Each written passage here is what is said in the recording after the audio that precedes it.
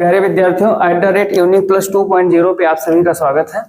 आज की क्लास में आपके प्लेटफॉर्म पर क्लास 10th की साइंस पढ़ाई जाएगी और इस क्लास 10th की साइंस में हम लोग आज कंप्लीट करेंगे चैप्टर 2। 10th की जो साइंस का क्लास इस प्लेटफॉर्म पे आपके चल रहा है, इसमें हम लोग चैप्टर 1 कंप्लीट कर चुके हैं। चैप्टर 9 और 10 जो कि फिजिक्स का पार्ट है वो भी चैप्टर कंप्लीट कर चुके हैं। आज हम लोग चैप्टर 2 कंप्लीट करेंगे, जो कि पार्ट किसका है भाई? केमिस्ट्री का पार्ट है। किसका पार्ट है? केमिस्ट्री का है। चैप्टर का नाम क्या है? एसिड, बेस एंड साल्ट है। अम्ल, क्षार एवं लवण है। क्या है? अम्ल, क्षार एवं लवण है। तो हम लोग बिना किसी काम धाम के सीधा चैप्टर पर अपने आते हैं। चैप्टर हमारा क्या है भाई? Acid, base and salt. तो थोड़ा सा इसके बारे में जानने का प्रयास करेंगे। जानने का प्रयास कैसे करेंगे? अगर हम स्वाद से पता लगाना चाहें, जिसको अंग्रेजी में क्या कहा जाता है? टेस्ट कहा जाता है। इसके अकॉर्डिंग पता लगाना चाहें तो जो अम्ल हमारा होता है ये क्या होता है? खट्टा होता है। कैसा होता है भाई? खट्टा होता है।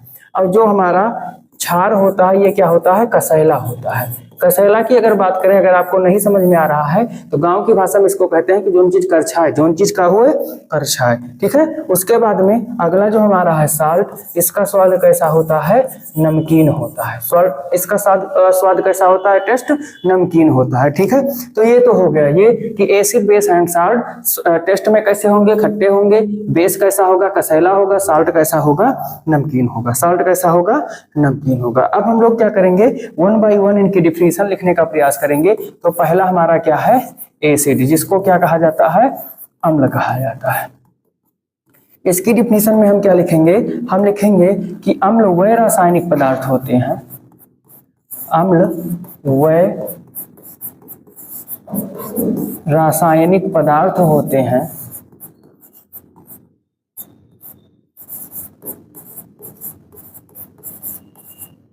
जो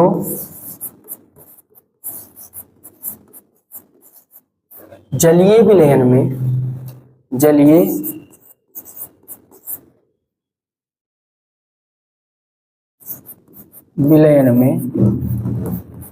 H+ आयन देते हैं। ठीक। इनका स्वाद कैसा होता है? इनका स्वाद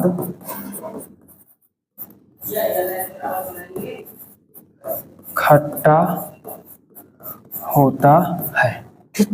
अब हम करेंगे क्या कि कुछ एसिड का एग्जाम्पल लिखेंगे। क्या करेंगे? कुछ एसिड का एग्जाम्पल लिखेंगे।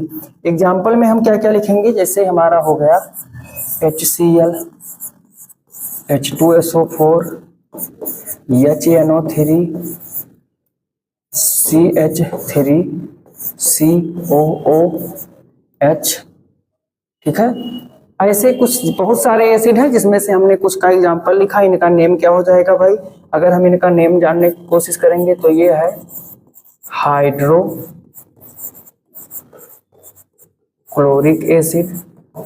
ये क्या है? ये है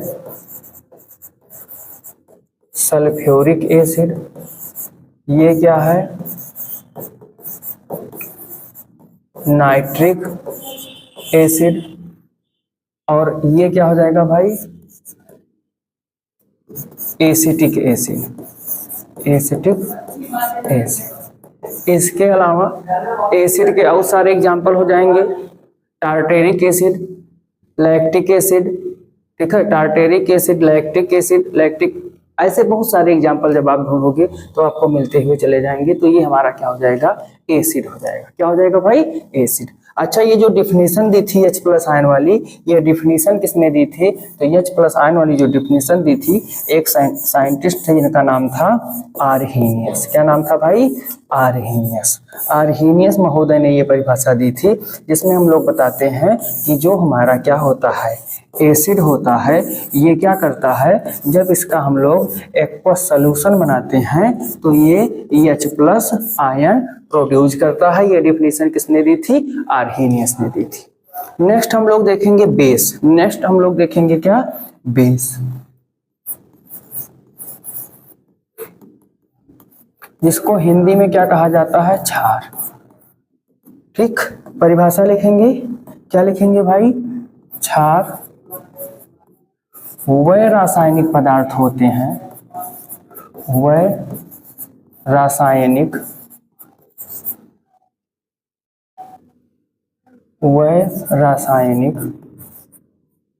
पदार्थ होते हैं जो जलीय विलयन में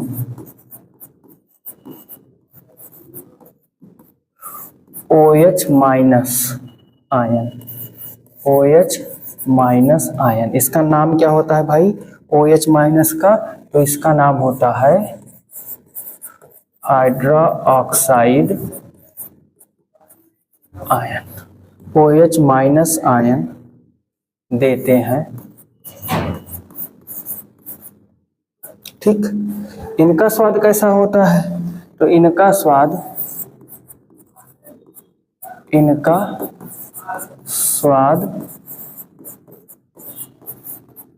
कसैला होता है।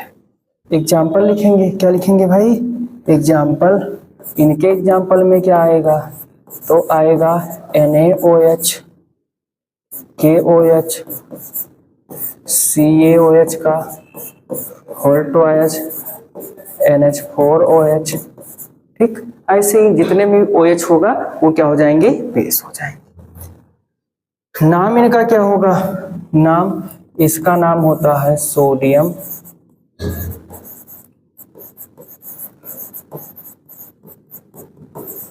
हाइड्रोक्साइड। इसका नाम क्या होगा? Potassium hydroxide. इसका नाम क्या होगा? Calcium hydroxide. इसका नाम क्या होगा? Ammonium hydroxide. अब जब आप लोग बेस पढ़ेंगे, क्या पढ़ेंगे? बेस पढ़ेंगे, तो यहीं पे एक हेडिंग आती है एल्कली। क्या आती है भाई? एल्कली आती है, जिसको क्या कहते हैं? क्षारक कहते हैं। क्या कहते हैं? ये भी जान लेना, मोस्ट इम्पोर्टेंट है। ये होता क्या है भाई? तो इसकी परिभाषा क्या होगी? क्षारक की परिभाषा क्या होगी? ऐसे क्षार जो जल में घुलनशील होते हैं। क्या होते हैं? घुलनशील होते हैं। ऐसे क्षार जो जल में घुलनशील होते हैं क्षारक कहलाते हैं। क्या कहलाते हैं? क्षारक कहलाते हैं। याद रखिएगा, क्षार और क्षारक दोनों अलग अलग चीज हैं। बेस और एल्कली दोनों क्या हैं? अलग अलग चीज हैं। ऐसे क्षार जो जल में घुलनशील होते हैं, क्या होते हैं? जल में घुलनशील होते हैं, उनको क्या कहा जाता है? क्षारक कहा जाता है। उनको क्या कहा जाता है भाई? तो उनको आप बताओगे कि इनको जो है क्षारक कहा जाता है। क्या कहा जाता है? क्षारक कहा जाता है। ठीक, जैसे NaOH, KOH, COH का होल ट्वाइस, ये सभी क्या होते हैं? क्षारक होते हैं। एक चीज और यहाँ पे याद रखिएगा आप लोग, क्या याद रखेंगे कि इसको याद, इस लाइन को जरूर याद रखिएगा कि सभी क्षारक क्षार होते हैं, परंतु सभी क्षार क्षारक नहीं होते हैं। It means all the alkali are base but all base are not alkali, यानी कि सभी बेस कभी भी ऐसा नहीं हो सकता है कि क्षारक हो जाएं, बट जितने के जितने एल्कली हैं वो क्या होते हैं? बेस जरूर होते हैं, बेस जरूर होते हैं। अब हम लोग चैप्टर में जो हेडिंग थी उसको अभी पढ़ रहे थे वन बाय वन, तो साल्ट बचा हुआ है, साल्ट को भी देख लेते हैं, उसके बाद में चैप्टर में प्रवेश करते हैं। साल्ट को हिंदी में क्या कहते हैं? तो आप बताओगे कि साल्ट को हिंदी में लवण कहा जाता है। क्या कहा जाता है? लवण कहा जाता है। इनकी डिफिनीशन क्या होगी? तो लवण वह रासायनिक पदार्थ हैं, वह रासायनिक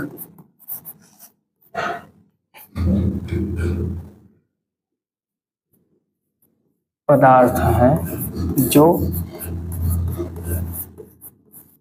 अम्ल एवं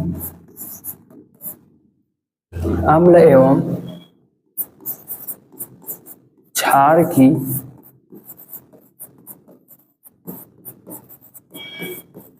अभिक्रिया के फलस्वरूप प्राप्त होते हैं। ठीक, इनका स्वाद क्या होता है भाई? तो इनका स्वाद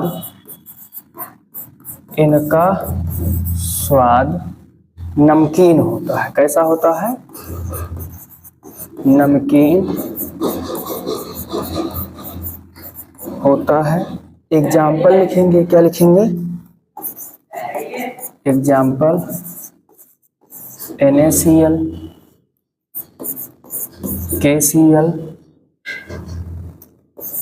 ZnCl2, CaCO3, Na2SO4, K2SO4, ये सब क्या है भाई? साल्ट है। ऐसे ही बहुत सारा आ जाएगा, सबका नाम हम लोग नहीं लिखेंगे। नाम क्या होगा? इसका नाम होगा सोडियम क्लोराइड, पोटेशियम क्लोराइड, इसका नाम क्या होगा? जिंक क्लोराइड, इसका नाम क्या होगा? कैल्शियम कार्बोनेट, इसका नाम क्या होगा? सोडियम सल्फेट, इसका नाम क्या होगा भाई? पोटेशियम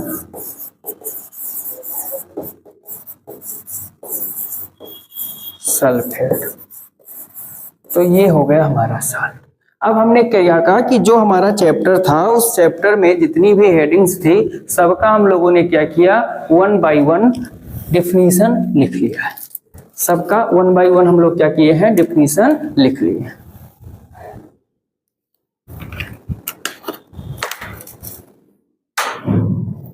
अब हम करेंगे क्या? अपने चैप्टर की अगली हेडिंग पर पहुंचेंगे।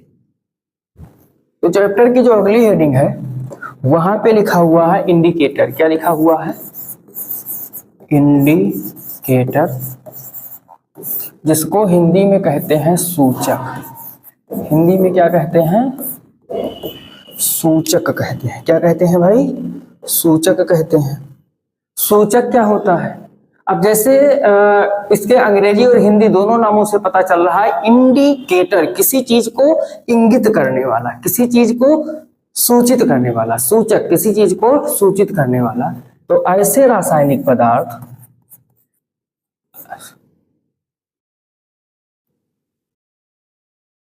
ऐसा लिखेंगे हम लोग। सूचक वह पदार्थ होते हैं। एक तो पदार्थ जब भी हम लिखते हैं तो दा एकदम से मिक्स हो जाता है। सूचक वह पदार्थ होते हैं जिनके द्वारा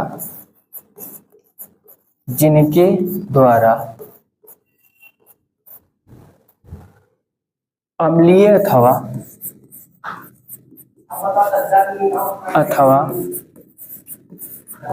क्षारीय विलयन की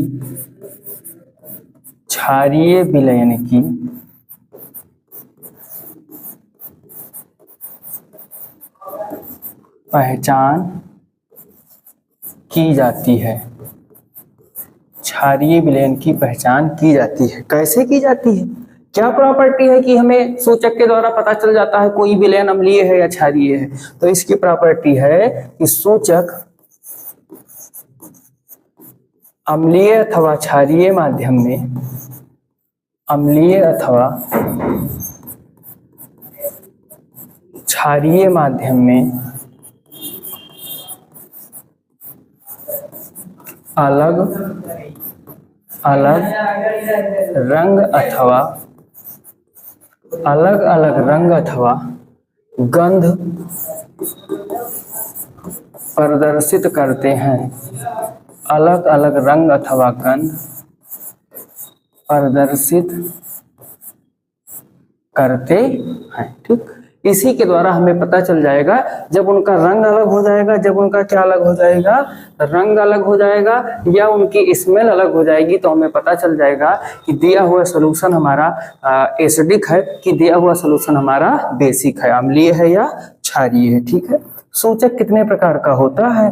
तो सूचक दो प्रकार के होते हैं। सूचक दो प्रकार के होते हैं। दो प्रकार के होते हैं। अब आपके मन में आ रहा होगा कौन कौन से? तो सूचक जो दो प्रकार के होते हैं, पहला होता है प्राकृतिक सूचक, प्राकृतिक सूचक, और दूसरा होता है कृत्रिम सूचक। कृत्रिम, इसी को संश्लेषित भी कहते हैं। क्या कहते हैं भाई? संश्लेषित कहते हैं सूचक। ठीक, इनका एग्जाम्पल क्या होगा? इनका एग्जाम्पल क्या होगा?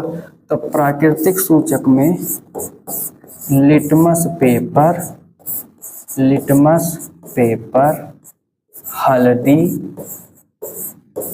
गुड़हल की पंखुड़ी, गुड़ हल की पंखुड़ी, ऐसे ही बहुत सारी चीजें आती हैं। इसमें क्या क्या आएगा? इसमें आएगा methyl orange, methyl orange, phenolphthalein, phenol,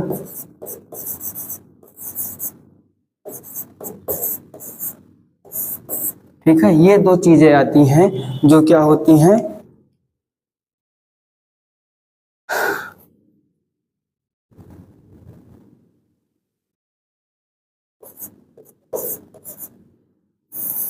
कृत्रिम या संश्लेषित सूचक में आती है। अब हम लोग क्या करेंगे, अगली स्लाइड में देखेंगे कि कौन से सूचक में अम्ल और क्षार का रंग कैसा कैसा होगा। कौन से सूचक में अम्ल और क्षार का रंग कैसा कैसा होगा। ठीक है, तो इसके लिए हम लोग क्या करेंगे, एक स्लाइड बना लेंगे। एक क्या बना लेंगे भाई? स्लाइड बना लेंगे। ये हमारे पास में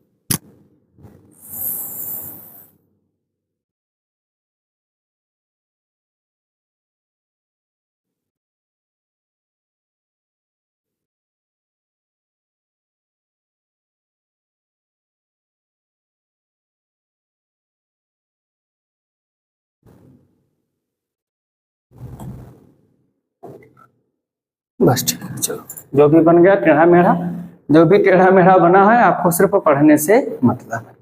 अब इसमें करेंगे क्या भाई, जो जो चीजें हमको रखनी है, यहाँ पे हम लोग लिखेंगे सूचक का नाम। इसको मान लेंगे कि ये अम्लीय है, क्या है? अम्लीय विलयन है। और इस वाले को मानेंगे कि यहाँ पे कोई क्षारीय विलयन होगा। और देखेंगे कि कोई सूचक हम रखते हैं तो इनका रंग कैसा होगा। कोई सूचक हम अगर रखते भी हैं तो इनका रंग कैसा होगा। तो सबसे पहले हम लोग लिटमस पेपर लेंगे। क्या लेंगे भाई? Litmus paper. क्या लेंगे? लिटमस पेपर लेंगे।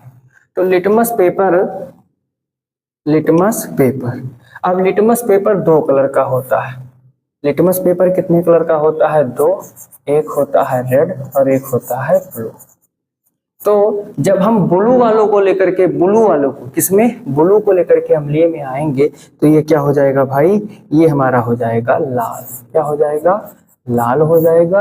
अब इसमें लाल वाला क्या हो जाएगा? नीला हो जाएगा। ध्यान से देखिएगा, कौन सा लाल होगा? नीला वाला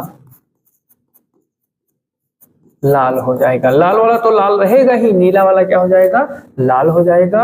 और नीला वाला नीला रहेगा, लेकिन लाल वाला क्या हो जाएगा भाई? नीला हो जाएगा। इस बात का ध्यान रखिएगा। दूसरा जो हमारा है, दूसरा क्या है भाई? दूसरा हमारा है मिथाइल ऑरेंज। क्या है? Methyl orange. ये क्या होगा? ये जो हमारा मिथाइल ऑरेंज है, ये अम्लीय विलयन में हो जाएगा लाल और इसमें हो जाएगा पीला। इसमें क्या हो जाएगा भाई? पीला। अगला है फिनोल्फ्थलीन।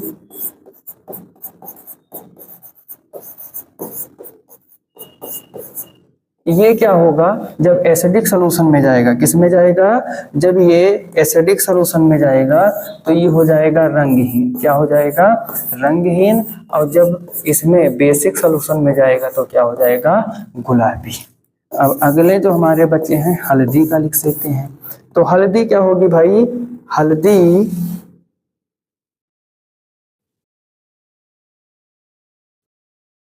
इसमें तो पीला ही रहेगी, इसमें पीली होती है, पीला ही रहेगी, लेकिन इसमें क्या हो जाएगी? लाल हो जाएगी। क्या हो जाएगी भाई? लाल, यानी कि रेड कलर में हो जाएगी। आपको नहीं ले हो रहा होगा तो जाइएगा, क्या करिएगा, हल्दी ले लीजिएगा, उस पर थोड़ा सा साबुन का घोल या डिटर्जेंट पाउडर का घोल लगाइएगा तो क्या हो जाएगा? लाल हो जाएगा। क्या हो जाएगा भाई? लाल हो जाएगा। ठीक है, तो ये हमारा हो गया सूचक। ये हमारा क्या हो गया? सूचक। अब हम लोग चलेंगे, क्या पढ़ेंगे? अम्ल और क्षार जो हम लोग पढ़े थे उनकी कुछ प्रॉपर्टी पढ़ेंगे। उनकी कुछ क्या पढ़ेंगे? प्रॉपर्टी पढ़ेंगे। तो उस प्रॉपर्टी में जो हमारा पहला आता है कि अम्ल और क्षार जो होते हैं ये धातु के साथ अपक्रिया करेंगे तो क्या होगा? अम्ल और क्षार की धातु के साथ अपक्रिया, अम्ल और क्षारक की धातु के साथ अपक्रिया, धातु के साथ अपक्रिया। तो देखो, अम्ल वाली क्रिया तो जनरली पाई जाती है, बट क्षारक वाली रेयर केस में होती है। क्षारक वाली क्या होती है? क्षारक जो है धातु के साथ अपक्रिया करते हैं तो ये रेयर केस में करते हैं। क्या कहते हैं? जनरल केस में, यानी सामान्य अवस्था में नहीं करते हैं। इसमें होगा क्या कि जब अम्ल अथवा क्षारक धातु के साथ अपक्रिया करते हैं, धातु के साथ अपक्रिया करते हैं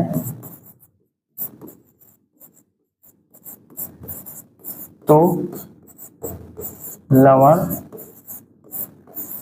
बनता है तथा हाइड्रोजन गैस निकलती है, तथा H2 गैस निकलती है। इस रिएक्शन का फॉर्मेट क्या होगा भाई?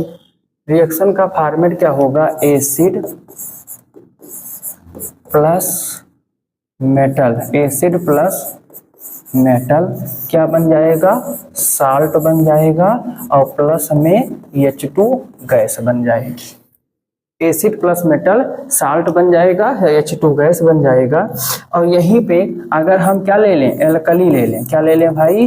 कोई एल्कली ले लें जिसको क्षारक कहा जाता है, और इसके साथ में मेटल की क्रिया करवा देंगे, तब हमको क्या मिलेगा?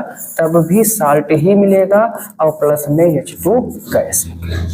कैसे निकलेगी? चलिए आइए देख लेते हैं इनकी अपक्रिया कैसे हो रही है। एग्जाम्पल देखते हैं। क्या देखते हैं? एग्जाम्पल देखते हैं। तो पहले हम लोग इसका एग्जाम्पल देखेंगे। जैसे मान लीजिए कि हमने एक साल्ट एसिड लिया है। क्या लिया है? HCl। अब इसके साथ में मान लीजिए हमने सोडियम की क्रिया करवा दी। तो ये क्या बन जाएगा भैया, ये बन जाएगा NaCl और प्लस CH2। रिएक्शन को बैलेंस कर लेंगे तो यहाँ भी 2 लगा देंगे, यहाँ भी 2 लगा देंगे और यहाँ भी 2 लगा देंगे। हमने क्या लिया था भैया, एसिड लिया, हाइड्रोक्लोरिक एसिड, सोडियम के साथ में अब क्रिया करवाई, सोडियम क्लोराइड नाम का साल्ट बना और हाइड्रोजन गैस निकली, हाइड्रोजन गैस निकली। यदि मैं इनका नाम लिखना चाहूँ, क्या लिखना चाहूँ इनका नाम, तो ये क्या है भाई, हाइड्रोक्लोरिक एसिड है। ये क्या है भाई, ये आप कहोगे कि सोडियम है, और ये क्या है, सोडियम क्लोराइड है, सोडियम क्लोराइड है। और ये क्या है, हाइड्रोजन गैस, हाइड्रोजन गैस है। ठीक, ये क्या है भाई, हाइड्रोजन गैस है। चलो एक एग्जाम्पल ये हो गया, दूसरा एग्जाम्पल लेकर के आते हैं। दूसरा एग्जाम्पल हमारा क्या हो जाएगा, ये पहला हो गया। मान लीजिए हमने ले लिया H2SO4 नाम का एसिड, अब इसके साथ में हमने जिंक लगा दिया तो हमारा क्या बन जाएगा, ZnSO4 बन जाएगा और प्लस में H2 बन जाएगा। ये क्या है भाई, ये हमारा है सल्फ्यूरिक एसिड। ये क्या है, ये है सल्फ्यूरिक एसिड, ये है जिंक, और ये क्या है, जिंक सल्फेट, जिंक सल्फेट, और ये हाइड्रोजन गैस, हाइड्रोजन गैस। ऐसे ही कोई भी एसिड हम लाएंगे उसके साथ में जब मेटल लाएंगे तो सेम ऐसे ही रिएक्शन होता चला जाएगा। मींस जो हम लोग चैप्टर 1 में इलेक्ट्रोकेमिकल सीरीज पढ़े थे, लाइक बसर का नाम अगल में जानकर फेंको निशाने पर बाटे हाइड्रोजन, तो हाइड्रोजन से ऊपर के जितने भी मेटल होंगे वो हाइड्रोजन को रिप्लेस करके हाइड्रोजन गैस बना देंगे। जैसे कि यदि आप और एग्जाम्पल लिखना चाहते हैं तो क्या लिख सकते हैं, ये तीसरा, यही H2SO4 जब पोटेशियम के साथ में क्रिया करेगा तो क्या बन जाएगा, K2SO4 बन जाएगा और प्लस में H2 बन जाएगा, यहाँ पे 2 लग जाएगा। ऐसे ही अगर मान लीजिए हम HNO3 ले रहे हैं और इसकी अब क्रिया सोडियम के साथ में करवा रहे हैं तो ये बन जाएगा NaNO3 सोडियम नाइट्रेट और प्लस में क्या बन जाएगा, H2 बन जाएगा। संतुलित करने के लिए हम क्या लगा देंगे, 2 लगा देंगे। एक रिएक्शन हम बेस वाला देख लेते हैं। हमने आपको शुरुआत में ही बताया था कि जो बेस वाला रिएक्शन होता है ये किस अवस्था में होता है, रेयर केस में होता है, जिसको दुर्लभ अवस्था में कहते हैं। कौन सी अवस्था कहते हैं भाई, दुर्लभ अवस्था कहते हैं। तो दुर्लभ कंडीशन में ये होगा क्या कि ये जो हमारा NaOH है इसका हम 2 ले लें और इसकी अब क्रिया ZnO2 के साथ में करवा दें तो हमारा क्या बनेगा, ये बनेगा Na2Zn,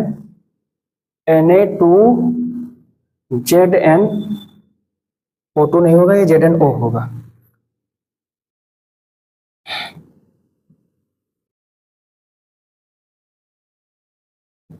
ZnO हो, सॉरी गड़बड़ होता है तो गड़बड़े हो जाता है। ZnO2 और प्लस में क्या हो जाएगा, H2 हो जाएगा। इसका नाम क्या होगा, इसका नाम हो जाएगा सोडियम जिंकेट, सोडियम जिंकेट। तो ये हो गई पहली प्रॉपर्टी। इसमें आपको ध्यान क्या रखना है, सिर्फ इस बात का ध्यान रखना है कि ये 2 चीजें हैं, इन दोनों बातों का ध्यान रखना है आपको।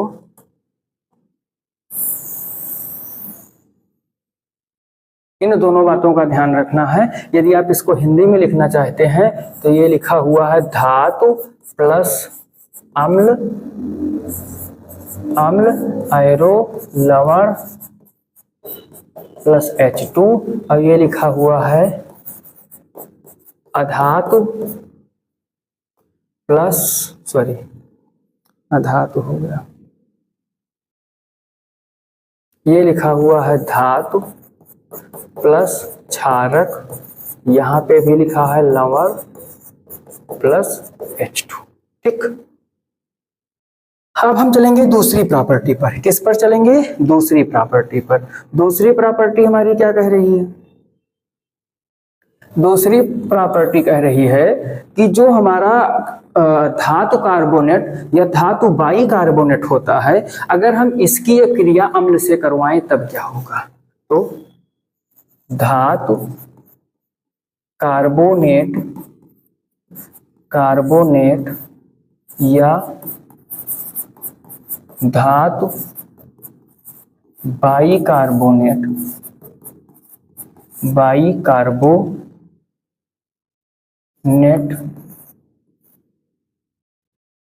की क्रिया अम्ल से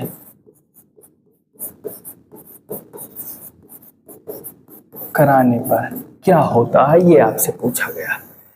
इस सिचुएशन में होगा क्या भाई, जब हम क्या करेंगे, अपने धातु कार्बोनेट की क्रिया, किसकी, धातु कार्बोनेट की क्रिया किसके साथ में करवा देंगे, किसी एसिड के साथ में करवाएंगे तो क्या होगा। तो जब, पहले थोड़ी सी लैंग्वेज लिख दें, जब धातु कार्बोनेट या धातु बाइकार्बोनेट की क्रिया, बाइकार्बोनेट की क्रिया अम्ल के साथ कराई जाती है, अम्ल के साथ कराई जाती है,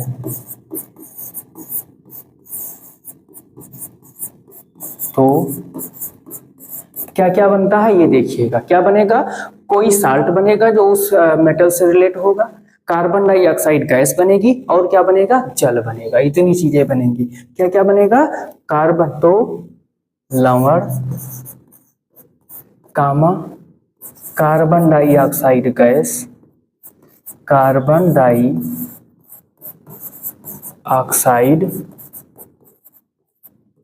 गैस तथा जल बनता है। इतनी चीजें बनेंगी। देखो कितना चीज बनेगा, उसको मार्क कर लेते हैं। क्या क्या बन रहा है, लवण बनेगा, कार्बन डाइऑक्साइड बनेगा और जल बनेगा। कैसे बनेगा भाई, देख लेते हैं।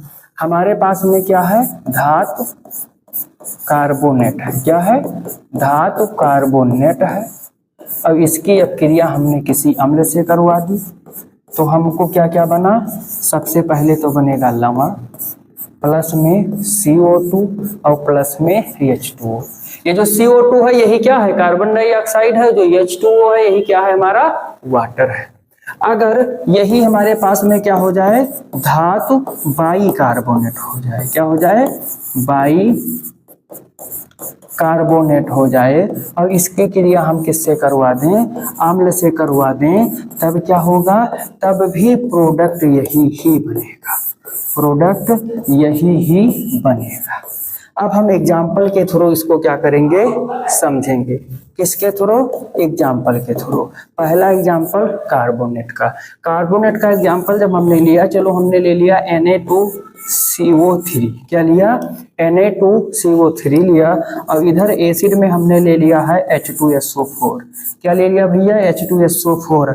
अभी हमारा क्या बन जाएगा, ये बन जाएगा Na2SO4 प्लस CO2 और प्लस H2O। नाम लिख लें, क्या लिख लें, नाम लिख लें। तो इसका नाम होगा सोडियम कार्बोनेट, सोडियम कार्बोनेट। ये है सल्फ्यूरिक एसिड, सल्फ्यूरिक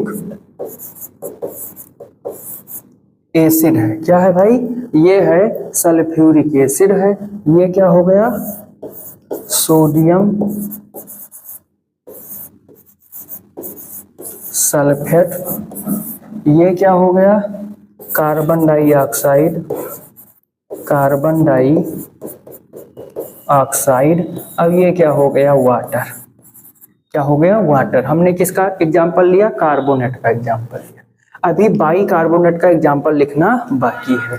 तो बाइकार्बोनेट में एक्चुअल में होता क्या है कि जो हमारा कार्बोनेट होता है, कार्बोनेट जैसे Na2CO3 है, अब हम इसमें Na2CO3 के साथ में हम जो CO3 आयन है इसमें एक हाइड्रोजन इंक्लूड कर ले जाएं और इसको HCO3 बना दें, तो ये बाइकार्बोनेट आयन हो जाता है। क्या हो जाता है, बाइकार्बोनेट। तो बाइकार्बोनेट का फार्मूला क्या होगा, NaHCO3।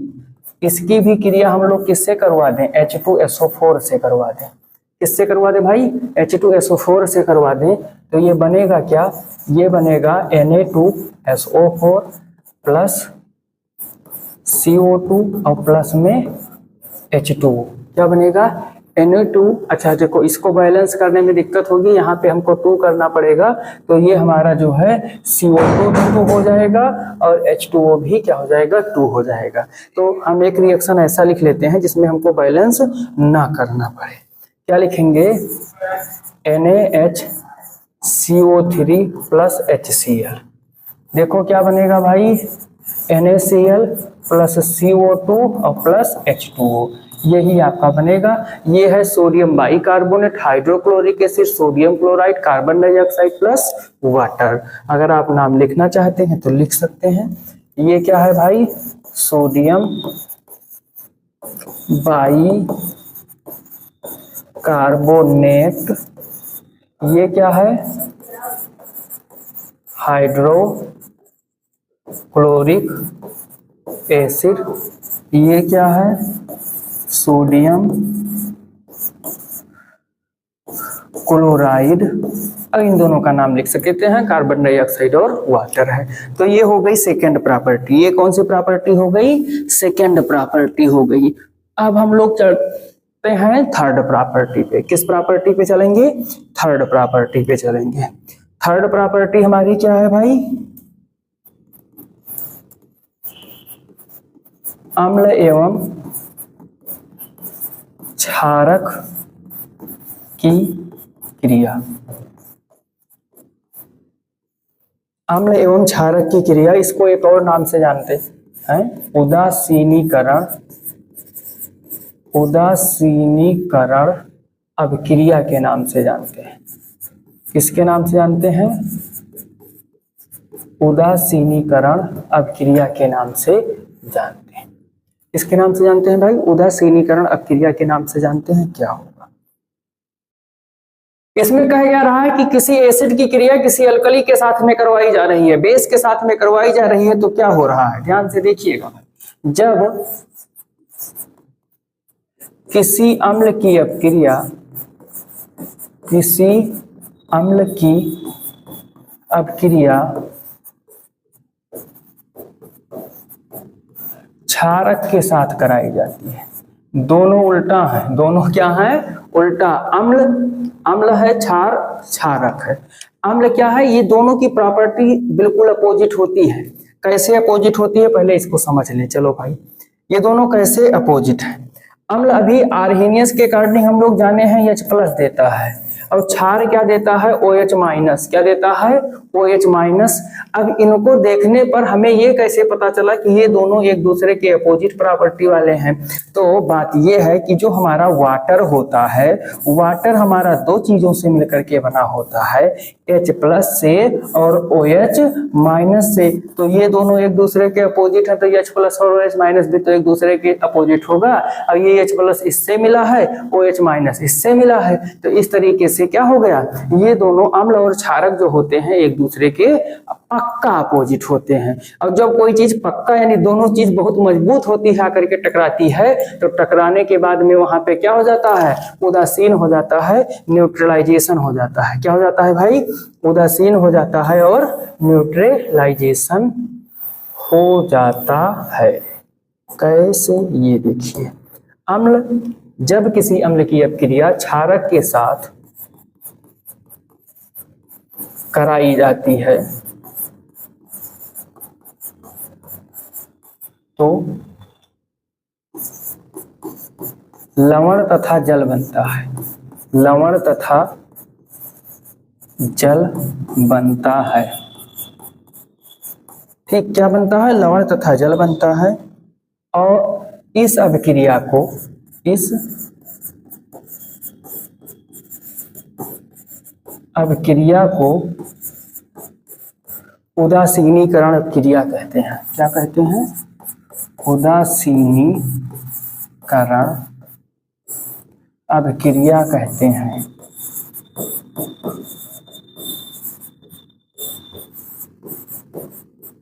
कहते हैं, कहते हैं।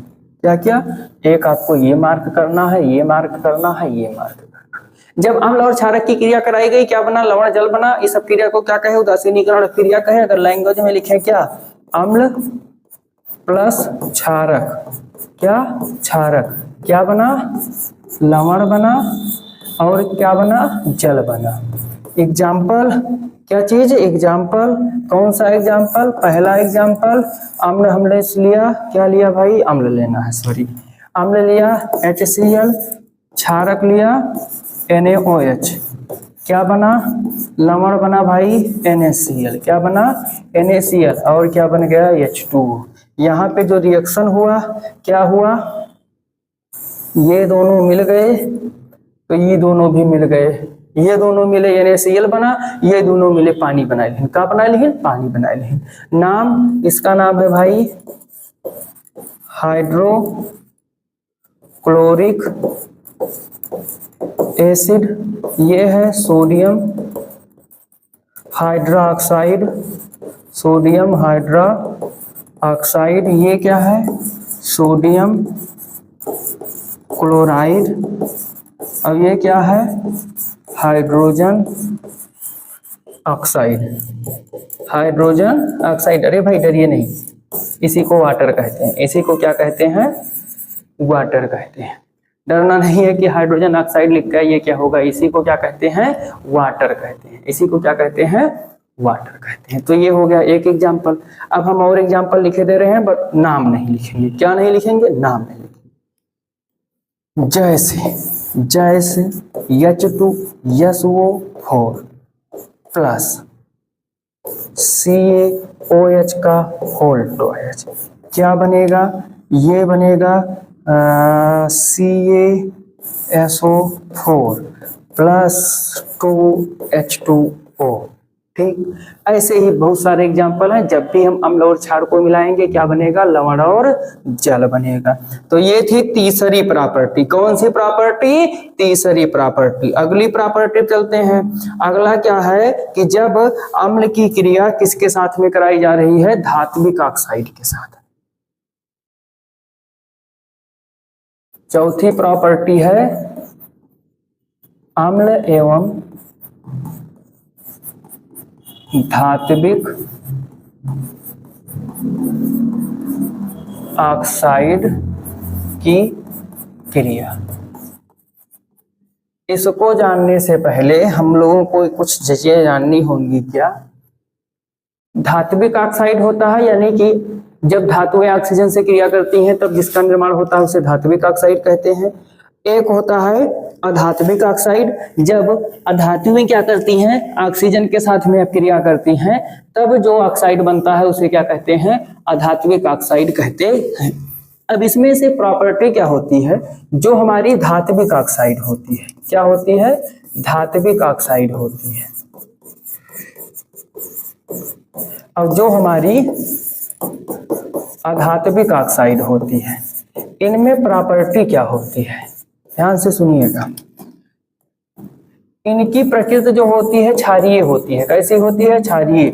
और इसकी प्रकृति होती है अम्लीय।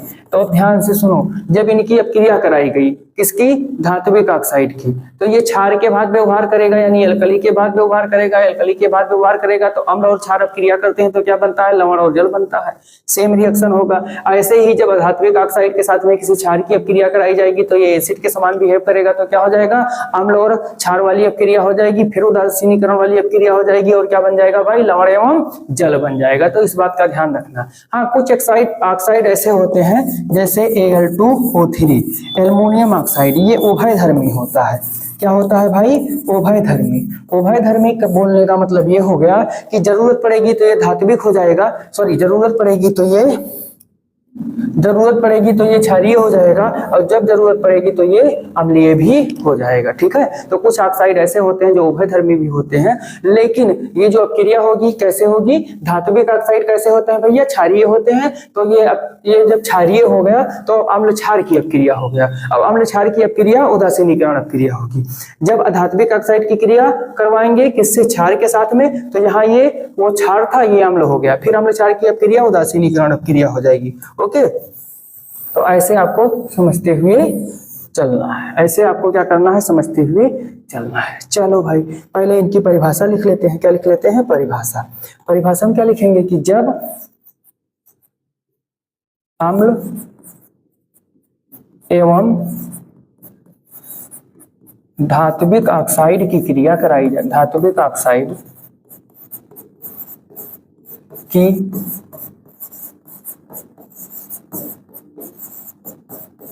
अभिक्रिया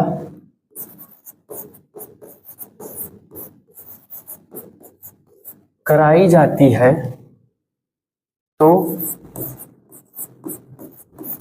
जब अम्ल एवं धात्विक ऑक्साइड की अभिक्रिया कराई जाती है तो लवण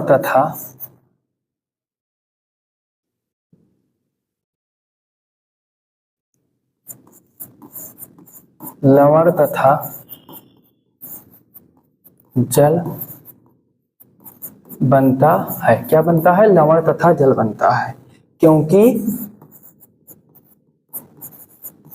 धात्विक ऑक्साइड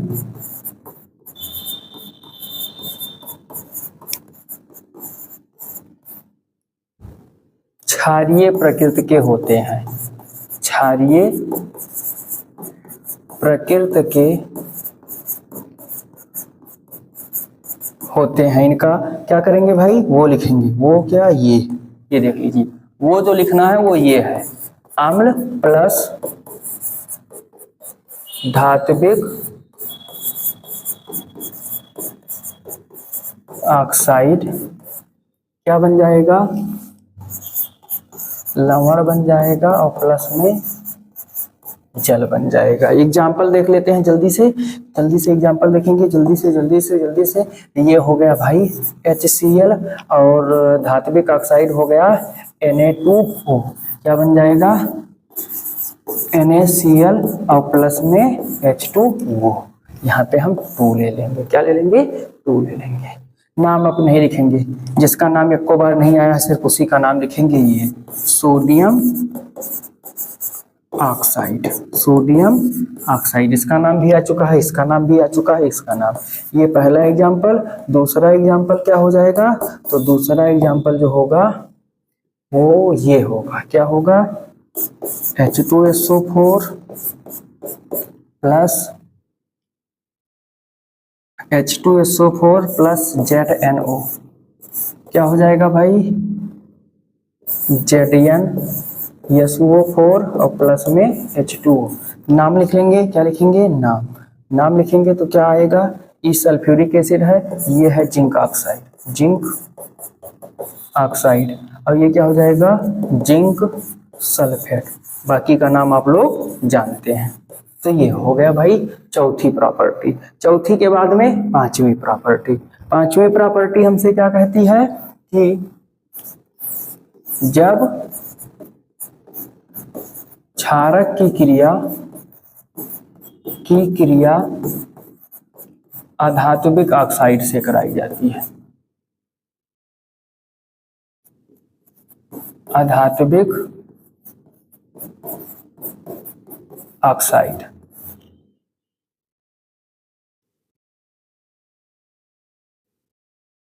के साथ कराने पर, क्षारक की क्रिया किसके साथ कराने पर, अधात्विक ऑक्साइड के साथ कराने पर। यहां पर क्या होगा, देखो भाई, जब क्षारक अधात्विक ऑक्साइड के साथ क्रिया करता है तो लवण तथा जल बनता है। क्या बनेगा, लवण तथा जल बनता है।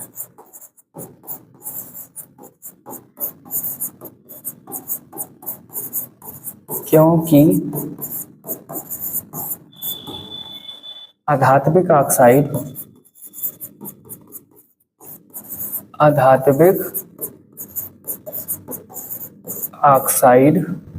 अम्लीय प्रकृति के होते हैं। किस प्रकृति के होते हैं? अम्लीय प्रकृति के होते हैं। कैसे? ये देखिए, ये हो गया क्षारक प्लस अधात्विक ऑक्साइड लवण जल। एग्जाम्पल देखते हैं भाई, क्या देखेंगे? एग्जाम्पल पहला क्षारक हो गया NaOH, अधात्विक ऑक्साइड हो गया CO2, क्या हो गया भाई? CO2 हो गया। तो यहाँ बनेगा क्या? Na2CO3 बनेगा और प्लस में बनेगा H2। Na2 क्या बनेगा? CO3। तो यहाँ पे हमको ये डबल करना पड़ेगा, ठीक है। इसका नाम जानते हैं, इसका नाम नहीं जानते हैं तो हम लिखे दे रहे हैं, क्या होगा? Sodium carbonate. वैसे आ चुका है ये भी, सोडियम कार्बोनेट। नेक्स्ट एक और एग्जाम्पल लिख लेते हैं। दूसरा एग्जाम्पल क्या लिखे? दूसरा चलो लिख लें भाई, CaOH का होल ट्वाइस प्लस CO2, ये हो जाएगा CaCO3 प्लस H2O। CaCO3 का नाम क्या होगा? तो इसका नाम होगा कैल्शियम कार्बोनेट। कैल्शियम कार्बोनेट हो जाएगा, इसका नाम क्या होगा? कैल्शियम कार्बोनेट होगा, ठीक। तो ये था क्या? एसिड एंड बेस की प्रॉपर्टी। 5 प्रॉपर्टी है, इनमें से कोई एक प्रॉपर्टी आपके पेपर में जरूर पूछी जाएगी विथ गारंटी। इनमें से कोई एक प्रॉपर्टी आपके पेपर में जरूर पूछी जाएगी विथ गारंटी। नेक्स्ट टर्म में क्या है भाई? नेक्स्ट टर्म में आपसे पूछा गया है कि जो अम्लों एवं क्षारकों में, सभी अम्लों में और सभी क्षारकों में समानता क्या होती है।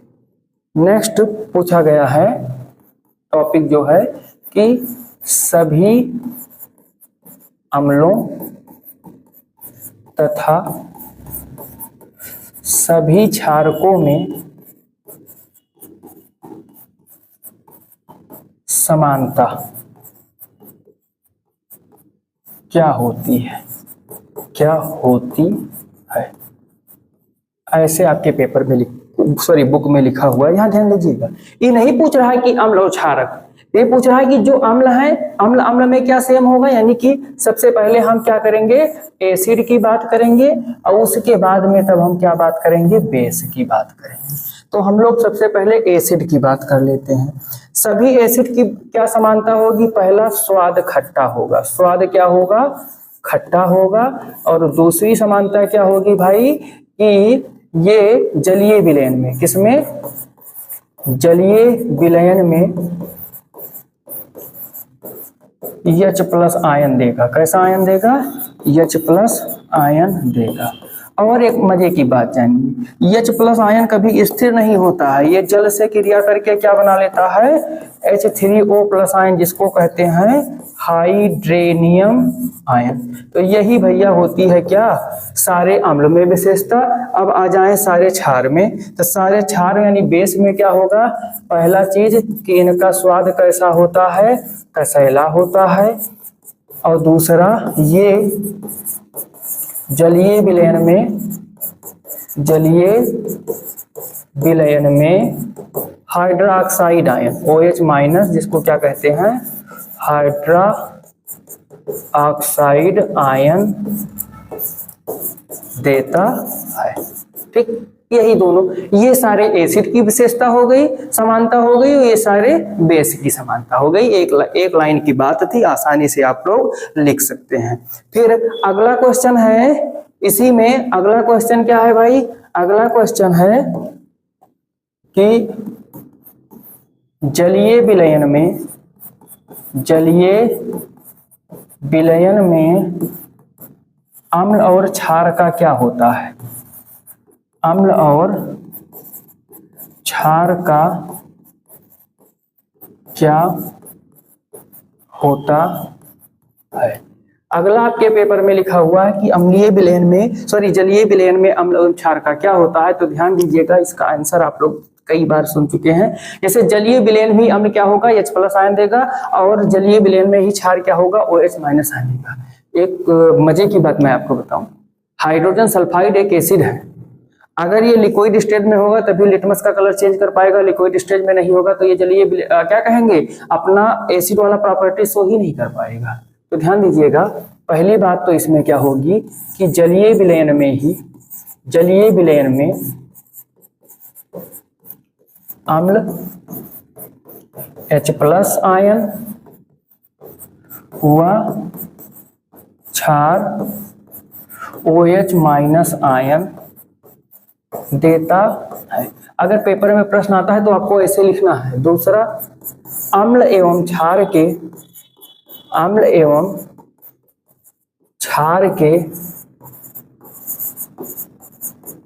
अम्लीय या क्षारीय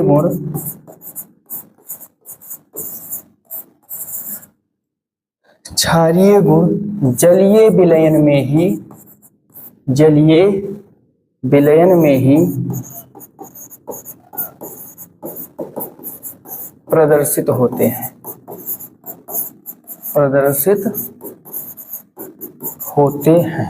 अब यहीं पे लिख दीजिएगा, यही कारण है कि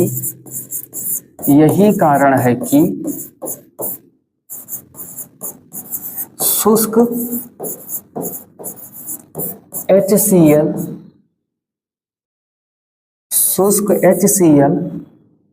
तथा शुष्क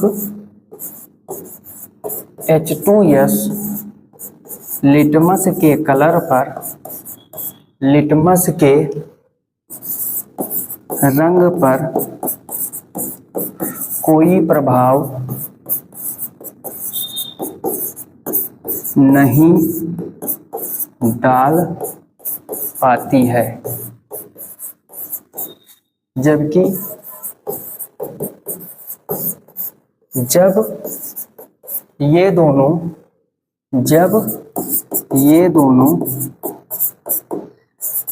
जलीय विलयन में होते हैं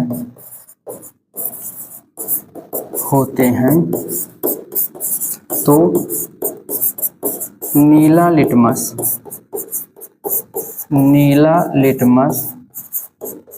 लाल हो जाता है।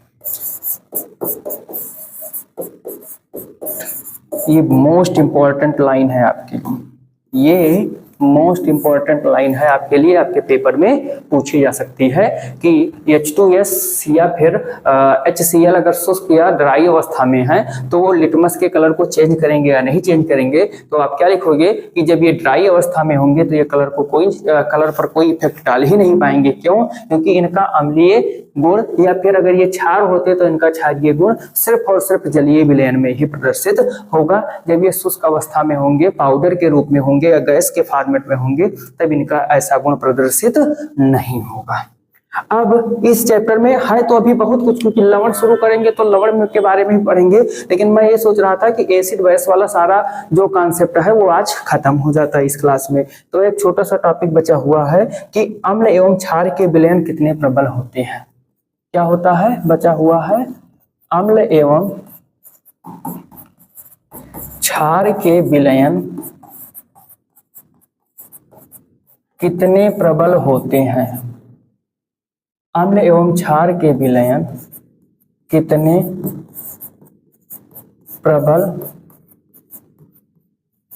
होते हैं। ठीक, क्या लिखा हुआ है? अम्ल एवं क्षार के विलयन कितने प्रबल होते हैं। कैसे पता करोगे कि अम्ल और क्षार के विलयन कितने प्रबल होते हैं? तो ध्यान से देखिएगा, अम्लीय एवं क्षारीय विलयन की प्रबलता, क्षारीय विलयन की प्रबलता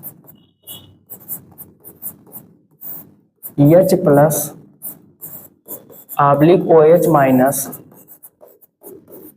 आयनों की संख्या पर निर्भर करती है। आयनों की संख्या पर निर्भर करती है। अब देखो भाई, अगर जलीय विलयन में मान लीजिए अम्ल वाला है, क्या है? अम्ल है, ठीक है, ये अम्लीय है। तो अम्लीय में अगर H प्लस क्या होगा, H प्लस ज्यादा होगा, क्या होगा, ज्यादा, तो वो विलयन कैसा होगा, प्रबल अम्लीय होगा। क्या होगा, प्रबल अम्लीय होगा।